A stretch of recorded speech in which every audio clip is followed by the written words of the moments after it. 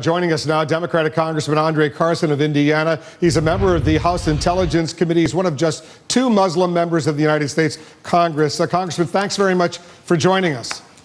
Thank you for having us. I'm going to get your reaction to what's happening among the Republicans. Scott Walker announcing shortly he's about to announce he's dropping out. But let's talk about what Dr. Ben Carson is now saying. You're a member of Congress. You took an oath to uphold the U.S. Constitution.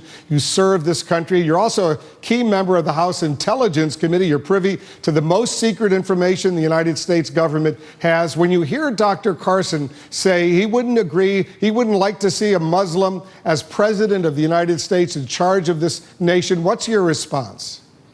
Well, Dr. Carson has an esteemed track record as having been a successful neurosurgeon, but that is asinine. That's almost like saying that a neurosurgeon could never become the president of the United States of America. Listen, the founding fathers, as imperfect as they were, as imperfect as we all are, were very visionary in that they established in Article 6 of the U.S. Constitution that there shall not be a religious test to hold public office. And any person seeking the highest office in the land as commander-in-chief, as CEO of this great nation, has to understand that he or she will represent all people. Kudos to Hillary Clinton for her tweet earlier saying the same.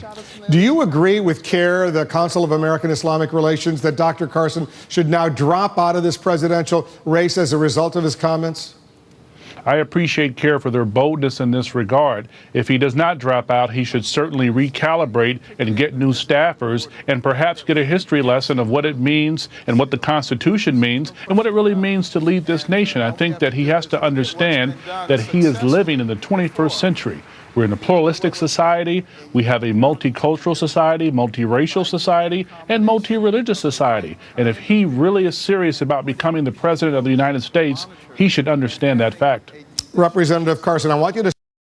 We're back with Democratic Congressman André Carson of Indiana. He's a member of the House Intelligence Committee. He's one of only two Muslim members of the United States Congress. Congressman, as you know, all of this latest commotion over Islam and politics started when Donald Trump didn't challenge a questioner the other night at a town hall who stated that the president is a Muslim, that there's a problem with Muslims in America. Were you, by the way, surprised at the way Trump handled that situation and the comments he's had since then?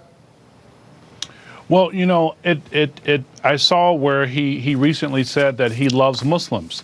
And I know that he has done business with Muslims. He's had Muslims work for his organization.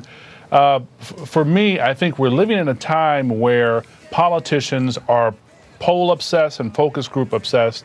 And whoever can say the most provocative thing or inflammatory thing gets the most media attention. And falling into that kind of trap or temptation can become detrimental and dangerous when you're talking about representing the American population that exceeds over 300 million and has over 8 million Muslims as a part of that population. And these Muslims, almost all of them are patriotic, wonderful citizens of the United States. And you know this firsthand. You've been involved in law enforcement. You're now a member of the Intelligence Committee. When the U.S. thwarts some sort of ISIS-related, for example, terror attacks, very often it's the result of Muslim Americans notifying law enforcement that there's a problem, right? You're absolutely right, Wolf. There are thousands of Muslims serving in our intelligence communities. There are thousands of Muslims serving as police officers. I was one of them. I think I'm still the only member of Congress to have worked in an intelligence fusion center. And there are numerous reports weekly, as you know, of attempted terrorist attacks that have been thwarted because Muslims are not only reporting, but they're working to help keep our community safer. What does Ben Carson, and Donald Trump for that matter, need to do right now to fix this?